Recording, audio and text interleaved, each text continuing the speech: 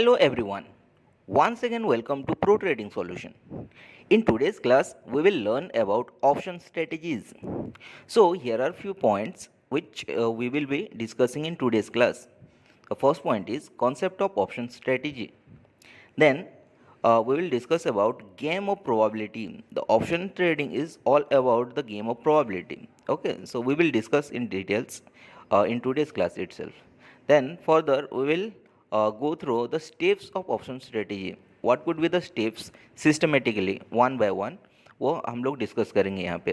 Then next point is types of option strategies, कितने types का option strategies है. Further the classification of option strategies, ठीक है, फिर फर्दर वो कितना क्लासीफाई हुआ है. ओके, सो ये सब हम लोग डिस्कस करने वाले हैं आज की क्लास में. So let's start with our first point, that is concept of option strategy. As we know, option trading is just like a chess board game, जिसके बारे में हम लोग पहले भी डिस्कस कर चुके हैं इन ऑप्शन क्लासेस. ठीक है, just like chess board game में there are two parties involve. एक होता है आपका ब्लैक साइड, एक होता है आपका वाइट साइड. ठीक है, सिमिलरली ऑप्शन ट्रेडिंग में भी दो पार्टीज इन्वॉल्व होते हैं. एक पार्टी को हम लोग बोलते हैं option buyers and the other one is called option writers और ऑप्शन सेलर्स. ठीक है, then the first rule in chessboard game is to guess the probability of move of your opponent before you make any move. ठीक है, यही आपका first rule होता है, otherwise you will lose. ठीक है, आपका प्रोबेबिलिटी ऑफ लूजिंग बढ़ जाएगा. ठीक है, विनिंग कम जाएगा अगर आप गैस नहीं करोगे. तो first rule applies in the option trading as well. ठीक है, सेम रूल ऑप्शन ट्रेडिंग में भी अप्लाई होता है.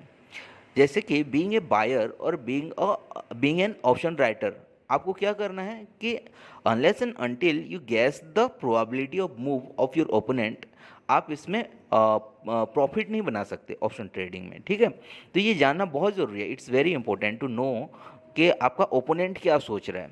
ठीक है, उसका थॉट प्रोसेस क्या है. वो ऑप्शन में आपका जो भी कॉन्ट्रैक्ट है अवेलेबल है मार्केट में, उसको आप अगर ट्रेड कर रहे हो तो जो ऑप्शन बायर्स हो या ऑप्शन सेलर्स, वो क्या सोच के उसमें एंगेज हो रहे हैं वो जानना बहुत ज़रूरी है. ठीक है, तो it's quite similar to option trading and chess board game. ठीक है, then there is something special about option trading which differs it from the chess board game is that the number of moves. ठीक है, जैसे chess board game में क्या होता है कि you are allowed only once at a time, कि एक ही मूव आप ले सकते हो, राइट. बट यहाँ पे ऑप्शन ट्रेडिंग में ऐसा कुछ नहीं है, देयर इज़ नो लिमिटेशन. आप जितना चाहे उतना मूव चला सकते हो एट ए टाइम. ठीक है, so this is something different. Okay, actually हम लोगों का नोशंस, वो परसेप्शन क्या बना हुआ था कि एक ही मूव. हम लोग अभी सपोज मैं ऑप्शन बायर्स हूँ तो क्या कर रहा था, एक कॉल ऑप्शन या एक पुट ऑप्शन बाय करके छोड़ देता था. That is only one move. ठीक है, जबकि मेरा ओपोनेंट जो भी है वो 2-3 मूव लेके बैठा है. सो मेरा प्रोबेबिलिटी ऑफ विन और मेरा प्रोबेबिलिटी ऑफ मेकिंग प्रॉफिट क्या होगा, जीरो हो जाएगा. ओके, मिनिमम से मिनिमम हो जाएगा, जबकि मेरा ओपोनेंट का प्रोबेबिलिटी ऑफ विन ज़्यादा रह जाएगा. सो यहाँ पे इसको फॉलो करना है, राइट, कि मैं एक ऐसे मूव लेके नहीं बैठ सकता. ठीक है, I need to be prepared for 2-3 moves एक साथ लेके बैठूंगा तभी कुछ डिफेंड कर पाऊंगा. क्योंकि मेरा जो ओपोनेंट्स है, suppose I am a buyer, तो मेरा ओपोनेंट कौन होगा, ऑप्शन सेलर होगा, who creates the contract. Okay, and as per the concept, जो ऑप्शन सेलर होता है उनका कैलकुलेटिव मूव सबसे ज़्यादा होता है, बिकॉज उनका लेवरेज पार्ट ज़्यादा होता है. ठीक है, लायबिलिटी पार्ट ज़्यादा होता है, सॉरी. तो क्या हो रहा है कि जब वो ऑप्शन कॉन्ट्रैक्ट क्रिएट कर रहा है तो उसका एक तो मार्जिन पे करना पड़ रहा है, and the margin cost more than lakhs actually. In case of Nifty का अगर हम लोग बात कर रहे हैं तो 1,10,000 और 1,20,000 उसको रिक्वायर्ड है मार्जिन. जबकि मैं सेम कॉन्ट्रैक्ट को अगर मैं खरीद रहा हूँ तो आई नीड टू पे the premium amount only. Okay, तो जो ज़्यादा पैसा उसमें फंसा रहा है उसका कैलकुलेशन ज़्यादा होगा ना. ठीक है, वो क्या कर रहा है कि ऑप्शन स्ट्रेटेजी करके बैठा है, 2-3 मूव्स लेके बैठा है already. That's why it is called a probability of game. ठीक है, गेम ऑफ प्रोबेबिलिटी. सो वो उसका विन का चांसेस सबसे ज़्यादा रह जाता है. वेयरएज मैं क्या कर रहा हूँ, एक ही मूव चला के बैठा हूँ तो मेरा लूजिंग चांसेस ज़्यादा रह जाता है. ठीक है, so this is about the concept. Okay, further if I से कि मैं अपना प्रोबेबिलिटी को 100% करना चाहता हूँ तो क्या करूँगा, ठीक है।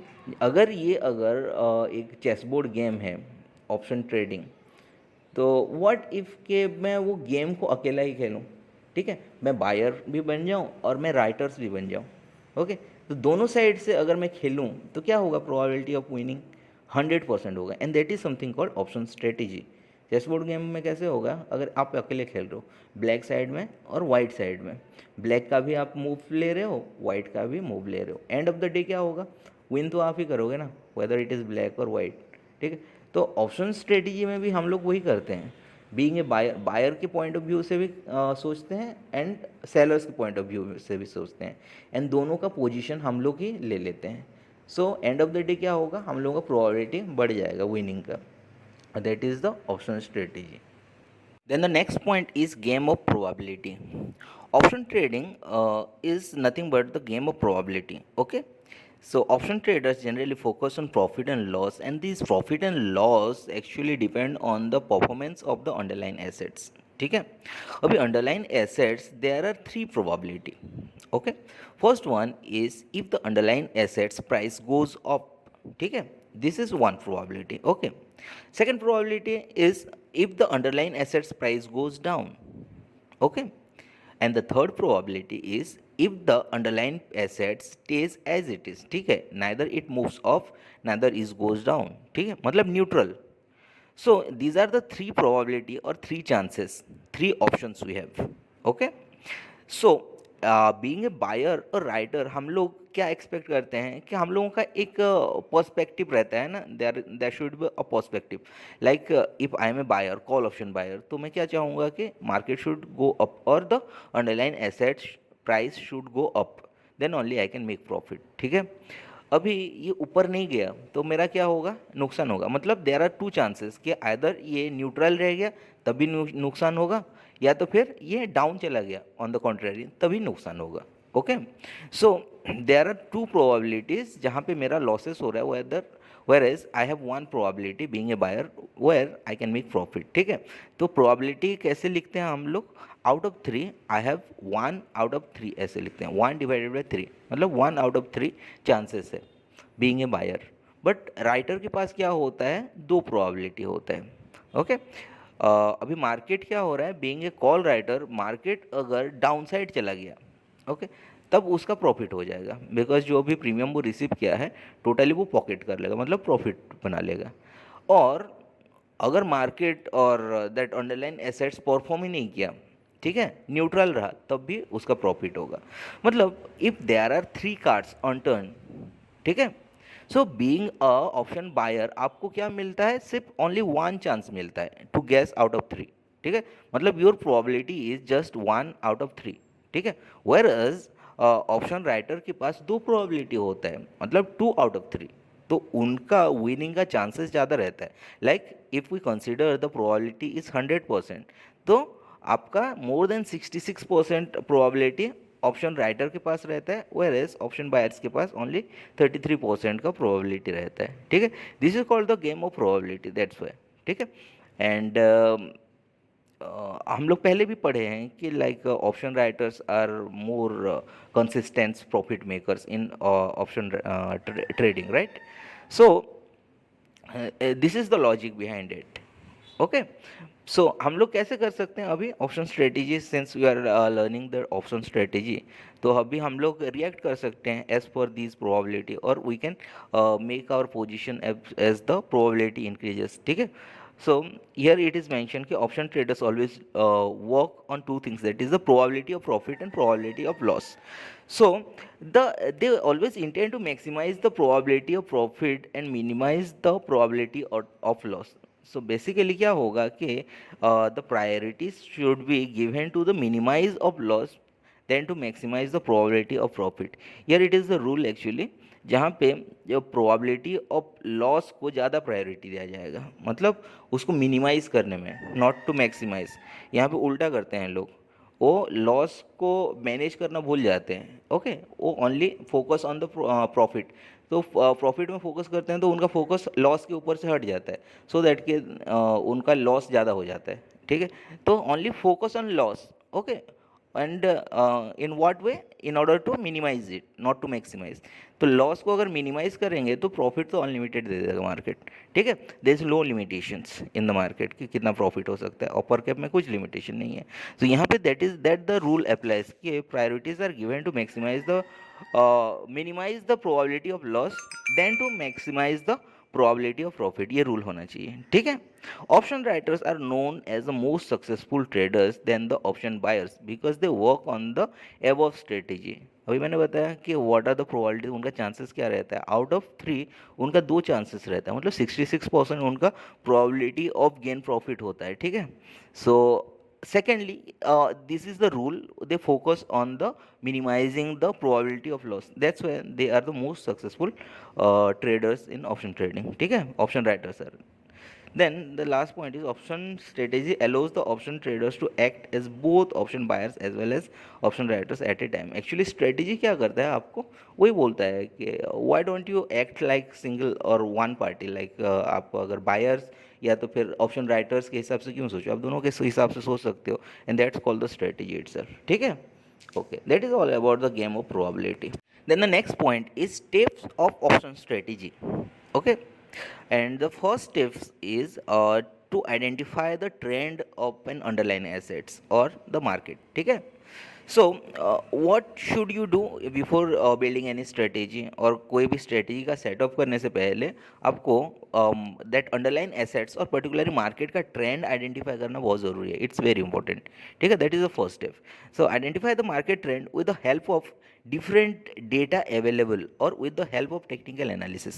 if you have gone through the technical analysis, वहाँ पे बहुत सारा information है, like indicators यूज़ कर सकते हैं आप, और बहुत सारा लाइक सपोर्ट रेजिस्टेंस यूज़ कर सकते हैं, और आपको लाइक बहुत सारे डेटा, सेकेंडरी डेटाज अवेलेबल होते हैं regarding that particular underline assets, ठीक है।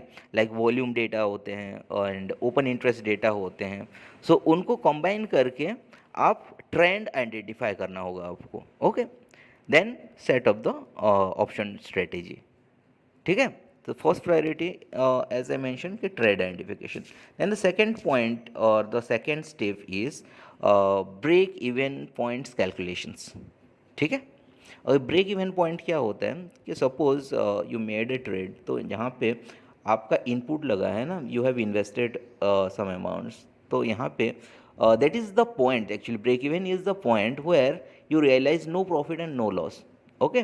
जैसे कि आपका अंडरलाइन एसेट्स परफॉर्म करता है and after the what incur of your investment, वो इन्वेस्टमेंट होने तक आपका प्रॉफिट होगा ही नहीं। So this is the point जहाँ पे आपका प्रॉफिट एंड लॉस जीरो दिखाता होगा, ठीक है, and that is called break even point. So it is the point where the cost of the purchasing the option including any premium paid is covered through the gains in the underlying assets price। यहाँ पे वही बताया गया है कि whatever I just mentioned, ठीक है। Here are some formula to calculate break even points। So break even points are for the perspective of option buyers as well as for option sellers।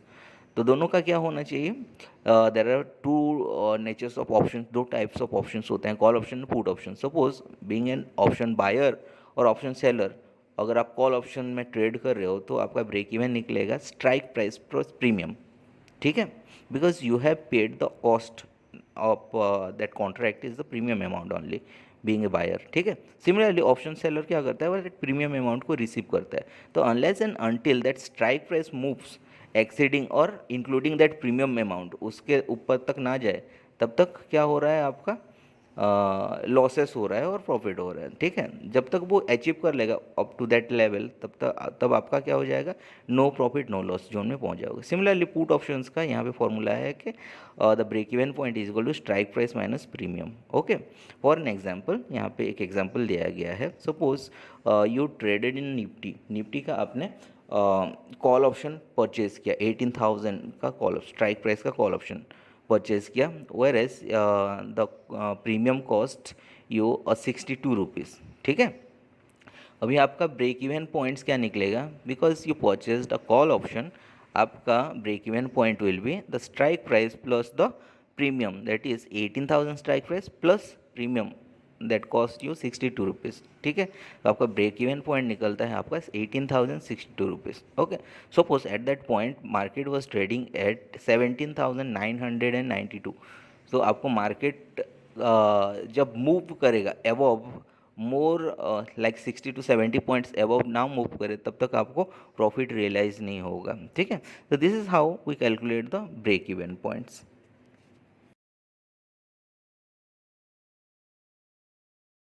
Then the next step is position adjustment, ठीक है। सो position adjustment किसे कहते हैं? Option trading position adjustment refers to making changes और modification to an existing positions in response to market directions to manage risk, ठीक है। अभी क्या हो रहा है कि मान लो कि आपने एक स्ट्रेटेजी बनाया है, okay. Suppose you made some writings, कुछ call option put option writing की हो, कुछ call option put option buy की हो, and that became some strategies, कोई स्प्रेड बना ली हो आप, ओके। अभी आपका देर आर सम एक्सपेक्टेशन कि you expect market should go up down और it stays within that range. अभी आपका एक्सपेक्टेशन मैच नहीं कर रहा है टुवर्ड्स द एक्सपायरी, जैसे ही टाइम बीतता जा रहा है वो मार्केट अंडरलाइन एसेट्स कहीं मूव कर रहा है अगेंस्ट योर एक्सपेक्टेशन। तो आप क्या करोगे? अपना पोजीशंस को एडजस्ट करोगे, right. That's called simply the position adjustment. Either you अपना स्प्रेड को नैरो करोगे, वाइड करोगे, और the buying position you need to square up and build another positions. तो that is the basically all about the position adjustment, ठीक है। सो position adjustment बहुत सारे रीज़न है यहाँ पे दिया गया है। There are various reason, these are mention few of them यहाँ पे मेंशन किया गया है। The first reason is risk management. If the market condition changes and the original position become riskier than desired, तो आप क्या करोगे? पोजीशन एडजस्टमेंट करोगे। जैसे मैंने बताया इनिशियली कि कोई आप स्ट्रेटजी बनाए हो और वो क्या हो रहा है, आपका एक्सपेक्टेशन मैच नहीं कर रहा है, ठीक है। सो रिस्की बन जाएगा फर्दर, जैसे टाइम बीतता जाएगा। तो आप क्या करोगे? एडजस्टमेंट करोगे basically.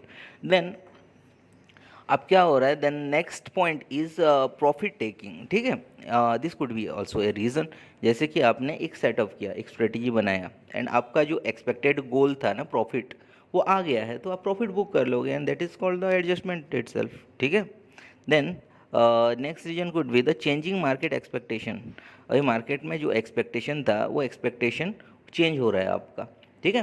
Suppose for a positive note, जैसे कि आपने एक्सपेक्ट किया था कि like this is my investment and XYZ percentage is my expectation on this investment. कोई एक स्ट्रेटेजी करता हूँ, मान लीजिए मैं एक स्प्रेड बनाता हूँ और उसमें मेरा 10% और 5% का रिटर्न का एक्सपेक्टेशन है, and my expectation is now failing, ठीक है।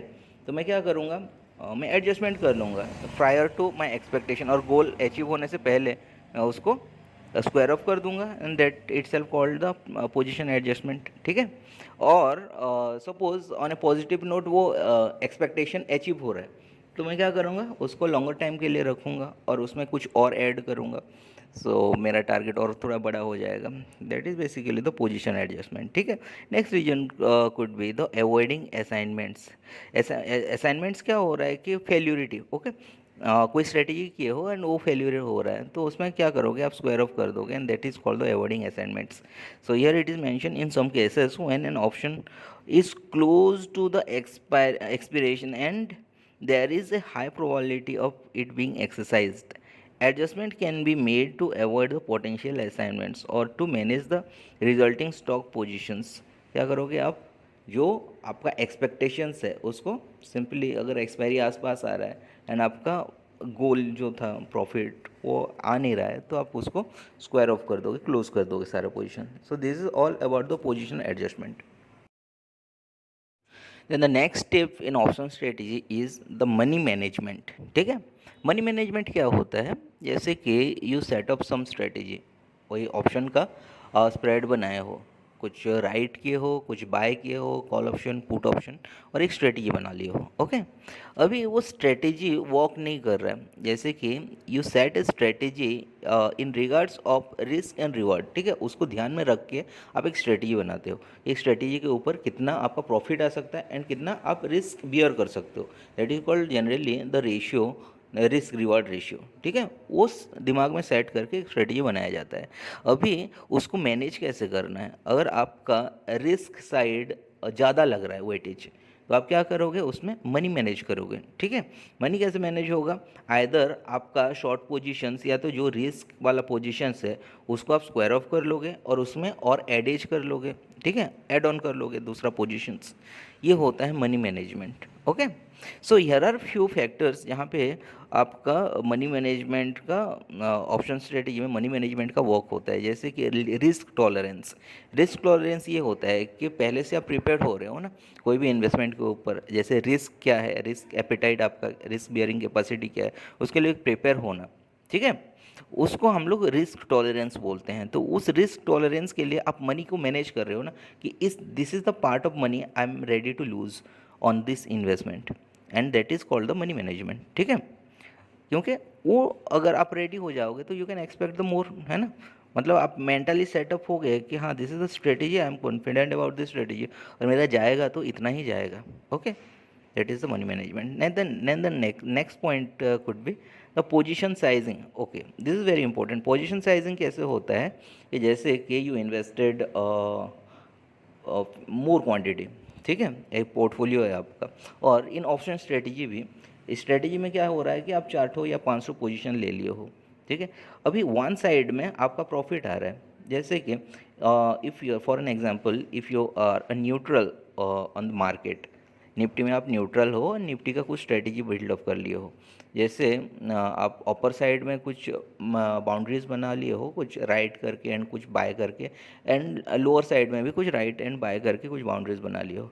ठीक है, अभी दैट अंडरलाइन एसेट्स, जैसे कि निफ्टी मूव करता है अप साइड, तो अप साइड आपका डाउन साइड जो भी है, अप साइड जो भी है, प्रॉफिट देने लगेगा। तो वन साइड में क्या करोगे, आप प्रॉफिट बुक कर लोगे। ठीक है, फर्दर उसको डाउन साइड को हैच करने के लिए कुछ दूसरा पोजीशन ले लोगे, and this is something called position sizing.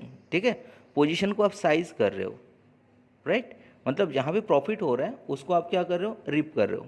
ठीक है, मतलब उसको आप बेनिफिट, मतलब प्रॉफिट को बुक कर रहे हो, and this is called money management. You are making profit and that is the management of that risk. उस मनी को आप कहाँ पे यूटिलाइज कर रहे हो, हैच करने में, लोअर साइड जो रिस्क है। ठीक है, then the next point could be about money management, that is a stop loss order. ठीक है, जैसे पहले पॉइंट्स में मैंने बताया था कि risk tolerance is being prepared for the risk, और जो कैपिटल आप लूज़ करने वाले हो उसके लिए mind setup banana, and that helps, the stop loss help करता है उसको आपको सेटअप करने के लिए। ठीक है, that is basically the stop loss. हम लोग बेसिक क्लास में पढ़े हैं व्हाट इज़ स्टॉप लॉस। ठीक है, so don't get confuse, and stop loss is something जो हेल्प करता है आपको क्या, रिस्क मैनेज करने के लिए। Okay, so this is all about the money management. Then the next point is types of strategy. ठीक है, अब इस टाइप ऑफ स्ट्रेटेजी में there are 4 types of strategy आते हैं basically. Okay, the first type is called directional strategy. ठीक है, second type is of course उसका opposite, that is non directional strategy. Okay, then the third type is the credit strategy, and the last is the debit strategy. Okay, so let's start with the directional strategy. As the name suggests, directional मतलब you need to look, मतलब trend के हिसाब से अगर आप देखोगे तो trending market मतलब that is called the directional market. ठीक है, तो वन साइडेड वो जा रहा है, वेदर इट इज अप और down, that is called the directional. Okay, up या डाउन जाए वो डायरेक्शन है। ठीक है, सो अगर आपका पर्सपेक्टिव, जैसे देर आर सम रूल्स ना, फर्स्ट स्टेप में क्या था आपका, identify the trend, and you identified it कि it is a trending market, whether it is upside और डाउन साइड। सो आपने फिगर आउट कर लिया, सो अकॉर्डिंग टू दैट आप एक स्ट्रेटेजी बिल्ड करते हो, and that is called, that strategy is called directional strategy. ठीक है, then the next type of strategy is called a non-directional strategy. Okay, so as the name suggests, non-directional मतलब होता है कि जैसे कि आपने कोई सेटअप किया, okay, there is some strategy, you made a strategy, and you expect that underline asset should perform within a range. ठीक है, जैसे कि it should not move highly off और शुड नॉट गोज डाउन। ठीक है, so highly, so उतना अगर stable रहे, basically my point of saying is underline assets ज़्यादा परफॉर्म ना करे, and within that range your as per your expectation वो परफॉर्म करे तो उसको नॉन डायरेक्शनल कहते हैं. सो इन रिगार्ड्स ऑफ डायरेक्शन जो आपको प्रॉफिट बना कर देता है that strategy is called non directional strategy. Generally यहाँ पे क्या होता है कि जैसे टाइम बीतता जाता है तो that is a time advantage और द थीटा डी के उसका एडवांटेज लेने के लिए ये स्ट्रेटेजी किया जाता है. और there is another factor called volatility. Volatility changes तो अंडरलाइन एसेट्स का that premium value also change होता है. ओके, सो बेसिकली वो volatility and the time decay के ऊपर नॉन डायरेक्शनल स्ट्रेटेजी बनाया जाता है. Okay, then the next type of strategy is called credit strategy. The credit strategy also known as the credit spread strategy.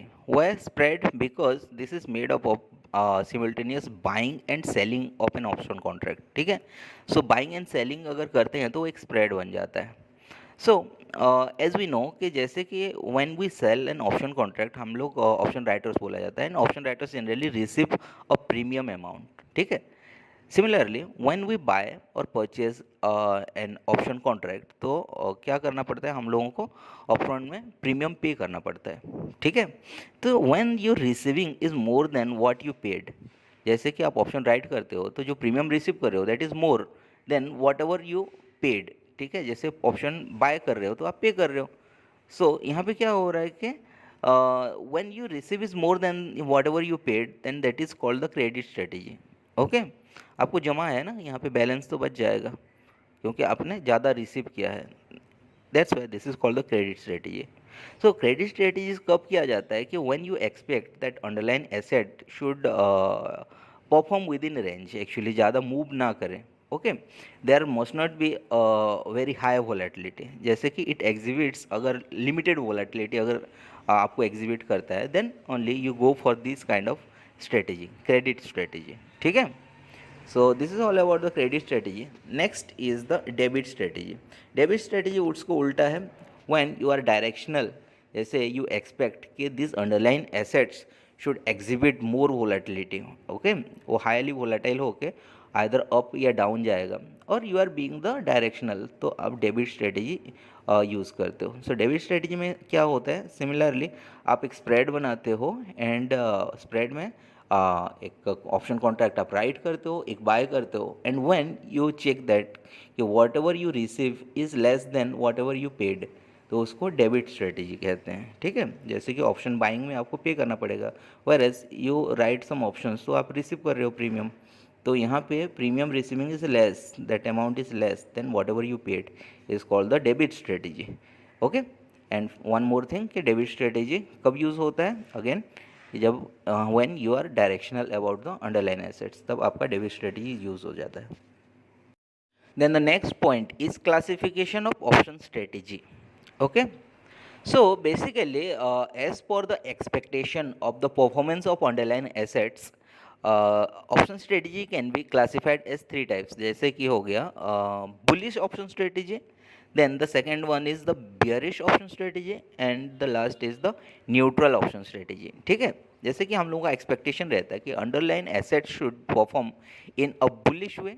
ठीक है, सो bullish वे अगर हम लोग एक्सपेक्ट करते हैं तो हम लोग कौन सा स्ट्रेटेजी बनाएंगे, बुलिश ऑप्शन स्ट्रेटेजी. ठीक है, सिमिलरली उसका अपोजिट अगर हम लोग एक्सपेक्ट करते हैं कि that underline asset should perform in a bearish way, ठीक है, सो हम लोग बियरिश ऑप्शन स्ट्रेटेजी लगाएंगे. Okay, and when we think that that underline asset should perform in a range bound, मतलब एक न्यूट्रल हिसाब से वो काम करे, ज़्यादा ना ऊपर जाए ना डाउन साइड जाए, तो हम लोग न्यूट्रल ऑप्शन स्ट्रेटेजी ऑप्ट करेंगे.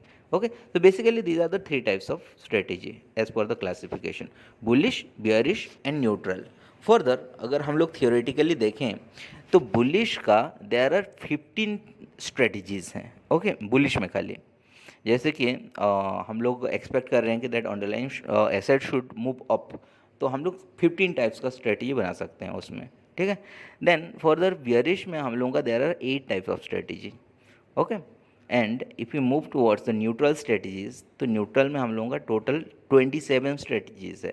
तो थियोरेटिकली अगर स्ट्रेटजीज को सम करें तो यहाँ पे बुलिश, न्यूट्रल एंड बियरिश को लेके टोटल 50 स्ट्रेटजीज मिलेंगे आपको. ओके, ये थियोरेटिकल है एंड उससे और भी मॉडिफाइड होके इवॉल्व हो सकते हैं more strategies. Okay, Then the next type of spread is the diagonal spread. Diagonal spread, actually this is the combination of both vertical spread and calendar spread. ये combination है, ठीक है। अभी यहाँ पे क्या हो रहा है कि डिफरेंट स्ट्राइक प्राइस को लेके हम लोग स्प्रेड बना रहे हैं, as well as for different expiration date, ठीक है। डिफरेंट एक्सपायरी वाला कॉन्ट्रैक्ट को लेके जो बना रहे हैं स्ट्रेटेजी, उसको डायगोनल स्प्रेड बोलते हैं। फॉर एन एग्जांपल, जैसे कि मैंने एक राइट किया हूँ ITM, ठीक है, दिस करंट एक्सपायरी का, एंड सिमिल्टेनियसली मैंने परचेज किया हूँ फॉर OTM का कॉन्ट्रैक्ट फॉर नेक्स्ट एक्सपायरी का। सो this is basically become diagonal spread, ठीक है, जहाँ पे आपका डिफरेंट डिफरेंट कॉन्ट्रैक्ट है और डिफरेंट स्ट्राइक प्राइस है, as well as there are different times also for expiry. Okay, that is called diagonal spread. Vertical spread में एक्चुअली क्या होता है कि जैसे as we see the option chain matrix, तो उसमें एक साइड में कॉल रहता है, एक साइड में पुट रहता है। ओके, तो यहाँ पे एक कैटेगरी को ही पकड़ा जाता है। जैसे कि suppose I choose call options, तो कॉल ऑप्शन में मैं स्प्रेड बनाऊंगा, ठीक है। अभी कॉल ऑप्शन में क्या करूँगा कि सेम एक्सपायरी का contract but different strike price choose करूँगा, ठीक है। There are moneyness of the option ना, सपोज मैंने इन द मनी एक कॉन्ट्रैक्ट चूज़ कर लिया and out of the money एक कॉन्ट्रैक्ट चूज़ कर लिया, वेयरएज क्या कर रहा हूँ मैं, उसको एक को मैं राइट कर रहा हूँ, एक को मैं बाय कर रहा हूँ। सो इस तरह का स्प्रेड को हम लोग वर्टिकल स्प्रेड कहते हैं। Okay, in case of call option मैं क्या कर रहा हूँ यहाँ पे, जो स्प्रेड बना रहा हूँ उसको बोला जाता है बुल कॉल स्प्रेड, ठीक है। वरस जैसे कि मैं पुट साइड में सेम एक्टिविटी कर रहा हूँ, सेम टाइप का स्प्रेड बना रहा हूँ, then it is called bear put spread, ठीक है। तो depending upon whether the investor expect the price of underline asset rise और फॉल, वो कॉल साइड और पुट साइड ऑप्ट कर सकता है और चूज़ कर सकता है अपने हिसाब से। तो basically this is the vertical spread when we choose different strike price but the same expiry, ठीक है, वेदर इट इज़ कॉल हो या तो पुट हो, तो हम लोग वर्टिकल स्प्रेड बोलते हैं उसको, ठीक है। Then the next type of spread is called calendar spread. Calendar spread में क्या हो रहा है कि हम लोग सेम टाइप का सेम स्ट्राइक प्राइस को हम लोग बाय एंड सेल कर रहे हैं और हम लोग एक स्प्रेड बना रहे हैं, ठीक है। बट द एक्सपिरेशन डेट जो है that should be different. Earlier जो वर्टिकल स्प्रेड था उसमें क्या था, एक्सपायरी डेट सेम था बट स्ट्राइक प्राइस डिफरेंट था। यहाँ पे क्या है, द स्ट्राइक प्राइस सेम रह रहा है बट एक्सपायरी डेट डिफरेंट हो रहा है, ठीक है, of the same underline assets. Nifty का सपोज मैंने क्या किया कि 11 अप्रैल एक्सपायरी है, तो उसका एक कॉन्ट्रैक्ट ले लिया हूँ ATM का, ठीक है, एक ATM मैंने बाय कर लिया। whereas I write some contract of the next expiry, जैसे कि आपका 18 अप्रैल का मैंने दूसरा एक कॉन्ट्रैक्ट ATM सेम वो मैंने राइट कर दिया, तो I made a calendar spread यहाँ पे, ठीक है। अब यहाँ पे एडवांटेज मैं इसलिए लूँगा क्योंकि जैसे टाइम बीतता जाएगा मेरा क्या होगा, थीटा डीके होता जाएगा। ओके, जैसे OTM का मैंने लिया हूँ ना, सॉरी ATM का मैंने नेक्स्ट एक्सपायरी का लिया हूँ, जैसे टाइम बीतता जाएगा मेरा थीटा डीके का मैं एडवांटेज लेता जाऊँगा। सो बेसिकली कैलेंडर स्प्रेड कब बनाया जाता है कि जैसे कि when we expect there is not much volatility on the underline assets के ऊपर, उतना वोलेटिलिटी है नहीं, वो उतना मूव करेगा नहीं, तभी आपका कैलेंडर स्प्रेड बनाया जाता है। Okay,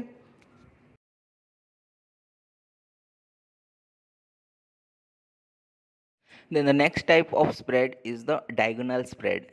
Diagonal spread, actually this is the combination of both vertical spread and calendar spread. ये कॉम्बिनेशन है, ठीक है। अभी यहाँ पे क्या हो रहा है कि डिफरेंट स्ट्राइक प्राइस को लेके हम लोग स्प्रेड बना रहे हैं, as well as for different expiration date, ठीक है, डिफरेंट एक्सपायरी वाला कॉन्ट्रैक्ट को लेके जो बना रहे हैं स्ट्रेटेजी, उसको डायगोनल स्प्रेड बोलते हैं। फॉर एन एग्जांपल, जैसे कि मैंने एक राइट किया हूँ ITM, ठीक है, दिस करंट एक्सपायरी का, एंड सिमिल्टेनियसली मैंने परचेज किया हूँ फॉर OTM का कॉन्ट्रैक्ट फॉर नेक्स्ट एक्सपायरी का। सो this is basically become diagonal spread, ठीक है, जहाँ पे आपका डिफरेंट डिफरेंट कॉन्ट्रैक्ट है और डिफरेंट स्ट्राइक प्राइस है, as well as there are different times also for expiry. Okay, that is called diagonal spread. Then the next type of spread is called butterfly spread. यहाँ पे क्या हो रहा है कि basically this strategy combines the purchase and sale of three options with the same expiration date but different strike prices. Okay, यहाँ पे क्या कर रहे हैं कि it consists of selling two options at the middle strike price, whereas there is a buying of one option at higher strike price and another option at lower strike price. तो यहाँ पे फोर कॉन्ट्रैक्ट्स हो गया middle level में जो है most probably ATM में मैं क्या कर रहा हूँ कि दो ऑप्शन कॉन्ट्रैक्ट को मैं राइट कर रहा हूँ, वेरेज ओटीएम में मैं एक बाय कर रहा हूँ एंड आईटीएम में मैं एक बाय कर रहा हूँ. ठीक है, उसको बेसिकली हम लोग बटरफ्लाई स्प्रेड बोलते हैं. So for an example Nifty की बात करूँ तो मैं क्या कर रहा हूँ, ATM suppose the market is trading at 18,000 near 18,000, तो 18,000 एटीएम बन गया. तो एटीएम का कॉल ऑप्शन में दो कॉन्ट्रैक्ट को राइट करूँगा. फर्दर ओटीएम जैसे कि 18,100 का कॉल ऑप्शन को मैं बाय कर रहा हूँ and there is another option I need to buy which is the ITM, तो 17,900. ठीक है, so it become a spread. So 17,900 call option buy हो गया, 18,000 का दो कॉल ऑप्शन राइट हो गया एंड 18,100 का कॉल ऑप्शन बाय हो गया. तो ये एक बटरफ्लाई स्प्रेड बन गया. Okay, then the next type of spread is the Condor spread. So Condor spread basically it involves the buying and selling of four option contracts of same expiry date, ठीक है, but different strike prices. So basically यहाँ पे क्या किया जाता है कि जैसे कि फॉर एन एग्जांपल मैं निफ्टी में ट्रेड कर रहा हूँ, निफ्टी में एक कॉन्डर स्प्रेड बना रहा हूँ. तो बेसिकली क्या करूँगा कि if for an example if Nifty trading at 18,000 level, so 18,000 के आसपास दो कॉन्ट्रैक्ट को मैं राइट करूँगा. फॉर एन एग्जांपल 18,000 के नेक्स्ट आपका आता है 18,100 स्ट्राइक प्राइस, तो 18,100 स्ट्राइक को मैं राइट किया. फॉर द डाउन साइड में 17,900 इसको भी मैं राइट कर देता हूँ. ये दो पोजीशंस हो गया मेरा राइटिंग का. फर्दर मैं क्या करूँगा, ओटीएम में मैं एक बाय कर लूँगा एंड डीप आईटीएम में मैं एक बाय कर लूँगा. फॉर एन एग्जांपल 18,300 200 और 300 को मैं बाय कर लेता हूँ. सिमिलरली 17,700 को मैं बाय कर लेता हूँ. सो ये जो चार पोजीशन मिला को बन गए आपका कॉन्डर स्प्रेड. ठीक है, तो बेसिकली कॉन्डर स्प्रेड कैसे बन रहा है, ये this is actually the combinations of bull call spread and bear call spread. दो बुल कॉल स्प्रेड को एंड बियर कॉल स्प्रेड को अगर कंबाइन कर लोगे तो एक कॉम्बिनेशन जो होता है ना वो कॉन्डर स्प्रेड ही बन जाएगा. बिकॉज बुल कॉल स्प्रेड में क्या हो रहा है कि एक आपका एटीएम कॉल को राइट कर रहे हो एंड ओटीएम कॉल को बाय कर रहे हो. सिमिलरली बियर कॉल स्प्रेड में आपको सेम मिल रहा है ना, ओटीएम को राइट कर रहे हो आईटीएम को बाय कर रहे हो, तो इसका कॉम्बिनेशन है, दोनों चारों पोजीशंस को मिलाकर कॉन्डर ही बन जाता है. सिमिलरली पुट साइड में वैसा है, it's basically a combinations of bull put ratio और bull put spread and a bear put spread. ठीक है, दोनों को मिला के आप कॉन्डर बना सकते हो. So when to create this condor spread, basically क्या हो रहा है कि जैसे बुल कॉल स्प्रेड बनाते हैं और बियर कॉल स्प्रेड बनाते हैं, तो बेसिकली हम लोग उसमें डायरेक्शनल होते हैं. सो ये अगर दोनों का कॉम्बिनेशंस है, ये मस्ट बी नॉन डायरेक्शनल, आपका डायरेक्शन लेस हो और यू बिलीव किए दैट अंडरलाइन एसेट्स का वोलेटिलिटी उतना इम्पैक्ट नहीं करेगा. ओके, और ये परफॉर्म उतना नहीं करेगा, रेंज बाउंड में काम करेगा. ठीक है, तभी आप कॉन्डर स्प्रेड बनाते हो. Then the next spread is called ratio spread. So ratio spread में कैसे होता है कि when a trader buy and sell options contract in an unequal ratio, तो उसको हम लोग रेशियो स्प्रेड बोलते हैं.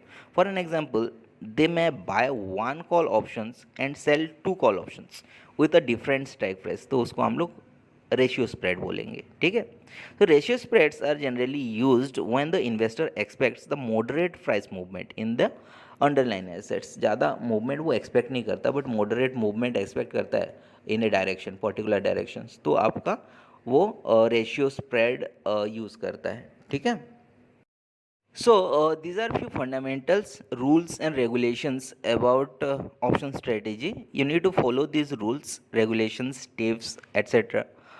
in order to make a strategy. ठीक है, so next class we will discuss about each and every strategy. जैसे कि अभी हम लोग डिस्कस किया है ना कि क्लासिफिकेशन में बुलिश स्ट्रेटजीज होता है, बेयरिश स्ट्रेटजीज होता है, and there are neutral strategies as well, and all together मिला के 50 स्ट्रेटजी है. तो ईच स्ट्रेटजी को हम लोग डिस्कस करेंगे इन द नेक्स्ट क्लास. ठीक है, तो till then stay safe and safe trading. Okay, thank you.